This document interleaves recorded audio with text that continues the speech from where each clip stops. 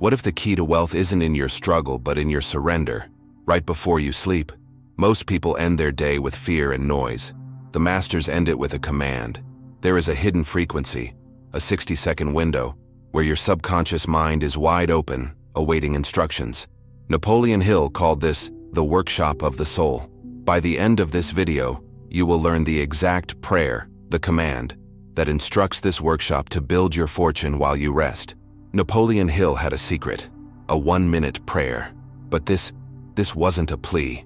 It wasn't a petition to some distant, externalized God in the sky. It was a command, a direct, focused utilization of power. Most people pray by begging. They beg for health. They beg for wealth.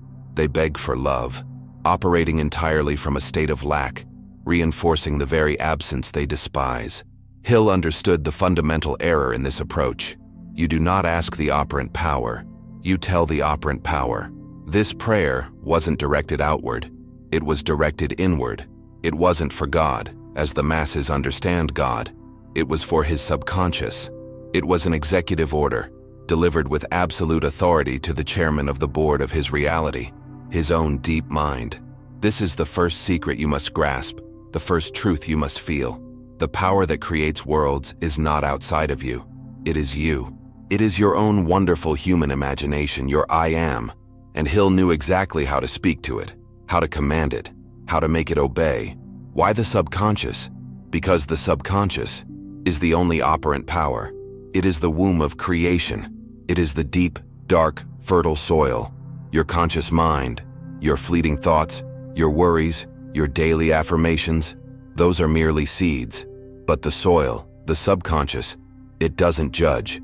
It doesn't argue. It doesn't care about the type of seed you drop into it. It only knows one function: to grow, to make manifest. You have been planting seeds of doubt. I hope this works. And seeds of scarcity. Why am I still poor? And then you stand in judgment, wondering why your garden is full of weeds. Hill's revelation was this: stop fixating on the seeds and start commanding the soil. His 1-minute ritual wasn't hope. It was instruction. It was the absolute feeling of the wish already fulfilled. He understood that the subconscious doesn't debate. It doesn't check your bank account to see if you're worthy. It only accepts. It accepts your deepest assumptions as fact. And once an assumption is truly accepted, it must objectify. It has no choice. This is the law. This wasn't just thinking. This was selection. You must understand this distinction, or nothing will change. Thinking about wealth is standing outside the store, looking at the catalog. Selecting wealth is walking in and placing the order, knowing it is yours. Hill's prayer was the divine act of selection. It was the definitive, non-negotiable assumption of the state he desired. He wasn't trying to become rich. He wasn't hoping to be successful. He simply was. In those 60 seconds, he entered the feeling of I am successful. He embodied that state.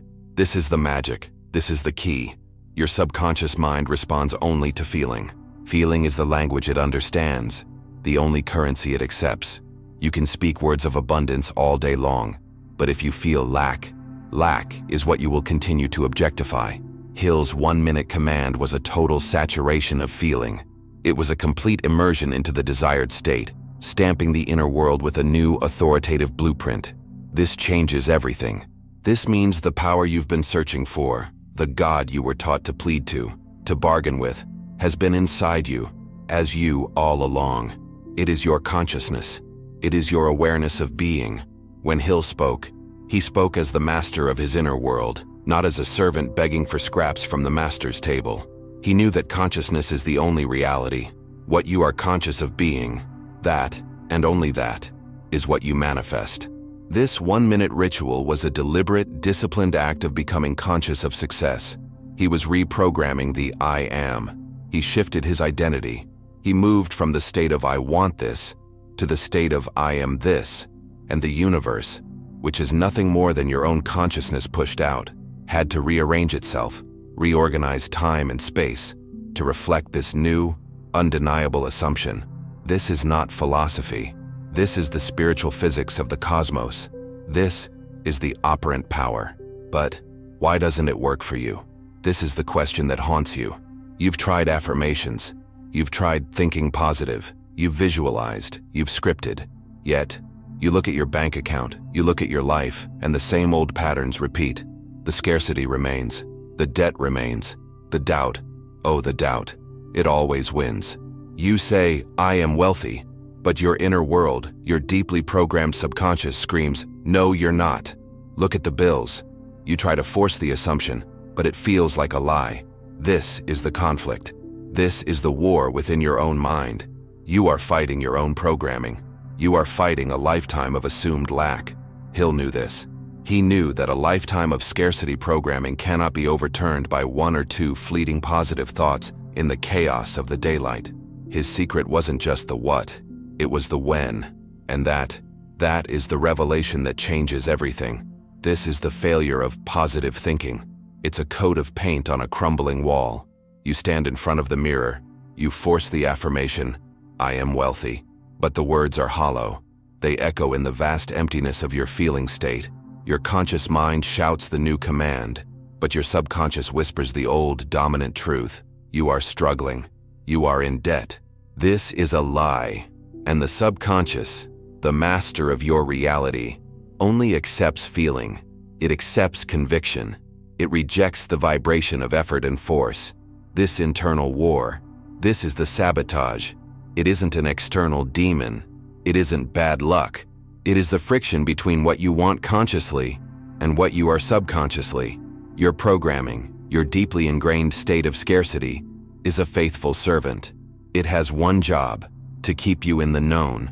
And for you, the known is lack. It is a state you have occupied so faithfully for so long that it has become your identity. This programming always wins. It must, because it is the sum total of your accepted beliefs. It is your dominant assumption about who you are. When a chance for abundance appears, an opportunity, a new idea, this internal program activates. It creates doubt. It whispers, it's too risky, you'll fail. Remember last time? It manufactures delay. It makes you feel tired. This is the sabotage. It's your own inner world protecting its familiar borders. Your scarcity program is your comfort zone, even if that comfort is painful. It would rather be right about its limitations than be wrong and enter the unfamiliar territory of wealth. This is the great tragedy. You are not fighting for abundance. You are fighting against your own deeply held conviction of lack. You are battling a shadow that you yourself are casting, an old assumption that you have forgotten you even made. You try to think positive, but then you open your eyes and see the evidence. The bills, the bank statement, the reality. And this is the trap. You use the past, which is all your current reality is, as evidence for why the future cannot be different. You look at the shadow and believe it is the source of the light. Your senses betray you. They only report back what your old programming has manifested. When you see the lack, you feel the lack. And that feeling of, oh, it's still not working, is the real prayer. It is the real command you are sending to your subconscious, canceling out the weak affirmation you tried to force moments before. This is the cycle. You plant a new seed, but you dig it up every hour to see if it has grown. You are suffocating your desire with the heavy, dense, dominant feeling of your present, unchanged state. This struggle, it's exhausting. You feel defeated. You start to believe that this spiritual law works for others, but not for you.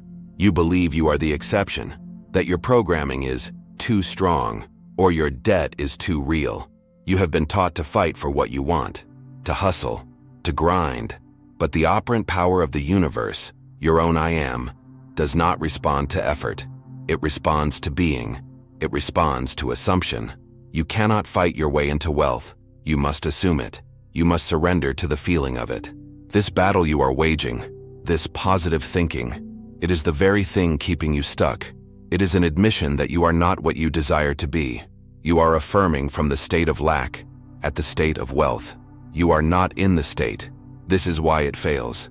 You cannot bully the subconscious. You cannot force the soil to grow. You must persuade it. But how? How do you bypass this lifetime of negative programming?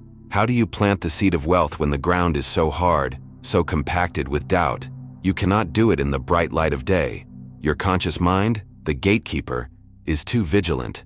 It is rational. It is logical. It sees the facts of your scarcity and it defends your inner world against what it perceives as a lie. It argues, it doubts, it analyzes. As long as this gatekeeper is awake and on duty, your new powerful assumption of wealth is rejected at the door. It never reaches the fertile darkness. It never reaches the subconscious. You need a different strategy. You don't need force. You need finesse. You need to wait for the precise moment when the gatekeeper is no longer watching. And Hill knew exactly when that moment was.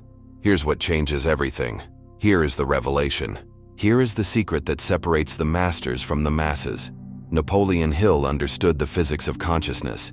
He knew that the real battle was bypassing that conscious gatekeeper. And he knew that the gatekeeper gets tired. The revelation is not a new affirmation. It is a new timing. It is the moment. The precise, sacred, drowsy interval. Seconds before you fall asleep. This is the loophole in your programming. This is the bridge to your inner world. In this state, the portal, the great wall between your conscious wants and your subconscious it dissolves. It becomes permeable. The rigid logic, the doubts, the fears, the facts of your current reality, they all fade. They lose their authority. Your conscious mind, the arguer, the analyzer, is offline. It is going to sleep. And in that moment, your subconscious is left wide open, receptive, and listening. It is waiting for its final instructions for the night. This state, this drowsy, hypnotic lull, is the only state where you can impress the subconscious without effort, without fighting. Mystics call it the hypnagogic state. It is the throne room of the I am. When you are in this state, you are no longer a poor person trying to be rich or a sick person trying to be well. You are pure, disembodied awareness. You are just consciousness. And in this state, your imagination becomes the only reality. The feeling you generate here is not a pretend feeling. It is real. It is more real than your bank account, more real than your debts. Because in that moment, the physical world has faded. Only your inner world remains. This is where feeling is the key, becomes literal. You don't have to force the feeling of wealth. You can allow it. You can select it. And the subconscious, now completely undefended, accepts this new feeling, this assumption, as its new truth. This is the failure of daylight affirmations. During the day, you fight. You say, I am wealthy, and the gatekeeper immediately counters, no, you're not. Look at these bills. It's a war. But in the moments before sleep, there is no war. There is only surrender. You are not forcing a new belief. You are selecting a new reality. Hill knew that an assumption impressed upon the mind in this drowsy state must objectify. It is the immaculate conception. You are impregnating the womb of creation, your own deep mind, with the feeling of the wish already fulfilled. This is not hope. It is the knowing. It is the assumption that I am this now. The subconscious doesn't argue when, how. It simply accepts the command. It accepts the feeling as the new blueprint for your life. This is why Hill's 1-minute prayer was so devastatingly effective. It wasn't a casual thought. It was a deliberate, focused injection of a new state, timed perfectly for when the defenses were down. He understood that your sleep is not a pause. It is an active, creative process. Your subconscious works while you sleep. It takes the dominant impressions, the feelings, the commands you give it just before you drift off, and it begins to process them. It begins to organize the solution. It moves the world of time and space. It arranges encounters. It inspires ideas. It compels actions, all designed to bring forth the physical manifestation of the internal assumption you fed it. What you feel as you fall asleep is the instruction manual for your reality tomorrow. So, you must stop fighting the shadow of your old programming in the light of day. You have been wasting your power. You have been trying to break down the door when the key was in your pocket the entire time. The key is this moment of drowsiness. The key is the state of sleep. This is where you reclaim your operant power. This is where you become the master of your inner world, rather than its slave. The when is the bridge. But what about the what? What are the exact commands?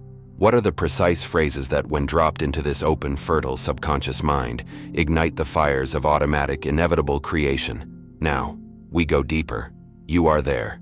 You are in that sacred, drowsy state. The gatekeeper is asleep. Your consciousness is soft, receptive, and powerful. You are not thinking. You are feeling. You are on the verge of sleep. Now, you do not speak these words aloud. You feel them. You assume them. You breathe them into your inner world. This is the method. This is the auto-suggestion. The first command is not a request for money. It is a re-identification of yourself. It is the claiming of your divine inheritance. As you drift, you feel this truth. I am, and all that I am, is infinite intelligent supply. Feel the weight of this. Feel it. You are not asking for supply. You are announcing that you are the supply. You are the source. The money, the ideas, the opportunities, they are not out there. They are in you, as you. You are not a branch begging for life from the tree. You are the tree. This assumption, felt in this drowsy state, sinks like a stone into the deep lake of your subconscious. It becomes the new center of your gravity. You don't stop there. You must now deal with the evidence of the old programming, the doubts, the fears, the physical facts of lack. You must give your subconscious a new instruction for how to perceive them. As you sink deeper, you assume the second command. My inner world of perfect abundance now effortlessly dissolves every appearance of lack. You are not fighting the lack. You are not denying the bills. You are commanding your inner power to dissolve them. You are redefining them as shadows, as illusions cast by an old, dead assumption. This command instructs your subconscious to see your current reality not as a prison, but as a temporary mirage that must now fade. You feel the relief of this. You feel the debts dissolving, not physically but vibrationally. You are withdrawing your feeling, your consciousness, from the state of I am in debt and placing it firmly in the state of I am abundance. And now, the final order, the Great Commission. You have established who you are, the source, and what is happening to the old reality. It is dissolving. Now you must tell your subconscious what to do while your body sleeps. This is the master stroke. You command the how. As you let go, as you surrender to sleep, you deliver the third definitive instruction. While I sleep, you, my deep mind, will organize the perfect, simple, and immediate path to my physical fortune. You feel this as a delegation. You are the CEO of your life, giving the most important assignment of the night to your most powerful employee. You are releasing how it will happen. You are freeing yourself from the burden of figuring it out. You are ordering the operant power within you to arrange the meetings, to inspire the lucky hunch, to clear the obstacles, and to draw to you, in the light of day, the tangible proof of this new assumption. This is the 1-minute prayer of Napoleon Hill. It is not 1 minute of begging. It is 60 seconds of absolute authoritative divine command. It is the deliberate selection of a new state of consciousness, impressed upon the only power that can make it real. You repeat these 3 assumptions. I am infinite supply. My inner world dissolves all lack. My deep mind organizes my path. You loop them. You don't force them. You lull yourself to sleep with them. You let the feeling of them, the relief of them, the certainty of them, be the last sensation you are aware of as you cross the bridge into the inner world of sleep. You are not hoping it will work. You are knowing it is done. You are stamping the feeling of it is finished onto the very womb of creation. This changes the entire purpose of sleep. Sleep is no longer just rest. It is creation. It is the workshop where your subconscious takes your new blueprint and begins to build. You have given it the seed, the assumption of I am, and you have given it the water, the feeling of relief. And in the dark, fertile soil of sleep, it must begin to grow. Your only remaining job is to not dig it up in the morning. Your only job is to trust the process you have just commanded. You have planted the seed in the only place it can grow, at the only time it can be accepted. And now, you must allow it to manifest. This is the command. This is the faith. But what is the impact? What happens when you wake up? That is the final piece. So, you must use this command. Tonight, not tomorrow, not when you feel ready. Tonight, you must understand, this is not an experiment. This is an execution. You are not a scientist testing a hypothesis. You are a master giving a command. The old you hoped. The new you selects. The old you begged the outer world to change. The new you commands the inner world to manifest. This is the shift from beggar to sovereign, from victim to creator. When you lay your head down tonight and enter that drowsy, hypnotic state, You are stepping into the throne room of your own consciousness. You are wielding the only operant power. This 1-minute ritual is your scepter. It is the moment you stop reacting to the shadows on the wall and become the light that casts them. You are not asking. You are informing reality of your new selection. You are stamping your I am onto the formless substance of creation. You are not just thinking. You are reprogramming. You are overriding a lifetime of accepted limitation. This is why you must be deliberate. This is why you must use that moment before sleep. You are accessing the source code of your reality. The scarcity program that runs your life, the one that triggers panic when a bill arrives, the one that whispers, "You can't afford that." It was installed without your conscious consent. It was absorbed from your parents, your culture, your experiences. It is a ghost in the machine. Tonight, you become the ghost hunter. You are installing a new operating system, the system of I am abundance. You are doing this at the deepest possible level, not with conscious effort, which only creates friction, but with drowsy, hypnotic surrender. This is the key. You surrender into the feeling of the wish fulfilled. You allow the new program to be accepted as truth. When you awaken, you will not see $1 million on your nightstand. That is the old childish understanding of this law. No, the impact is far more profound. You will awaken with a shift, a change, in your dominant feeling state. The old anxiety that grips you in the morning, it will be less. The feeling of I am the source will be humming quietly in the background. And then, the magic begins. Your subconscious, having worked all night on your command, will begin to move you. You will get a sudden idea. You will feel a compulsion to call someone you haven't spoken to in years. An opportunity that seemed impossible will suddenly unlock. This is the operant power at work. It is moving the bridge of incidents. It is arranging your world to match the new assumption you implanted. Your only job is to obey these new inspired impulses. This must be clear. You are not asking. You are reprogramming. Asking implies a separation. It implies a power outside of you that may or may not grant your wish. This is the great lie that has kept humanity enslaved. There is no separation. There is no one to ask. There is only consciousness. There is only I am. When you assume the state of wealth, you are merging with it. You are becoming it. You are selecting a track of reality where wealth is your natural, normal state of being. You already are wealthy. You already are that which you desire. This 1-minute command is simply the act of remembering this truth, the act of returning to the state you chose to forget. Your reality must conform to your dominant assumption. That is the law. It has no choice. So, use this command tonight. Do not try it. Do it. Use it with the quiet, profound certainty of a master. You are reprogramming your financial destiny, not at the level of budgets or applications, but at the level of causation. You are going to the source, your own wonderful human imagination, and you are issuing the new decree. The old world of lack is finished. It was an assumption that you are now discarding. Tonight, you plant the seed of your new state.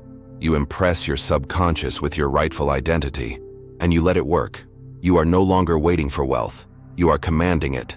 And the feeling you generate in those 60 seconds, that is the prophecy of the reality that must come to pass. You are not asking. You are, I am. You are no longer the person who started this video. The old assumption of lack is finished, unless you choose to revive it. Your inner world has shifted.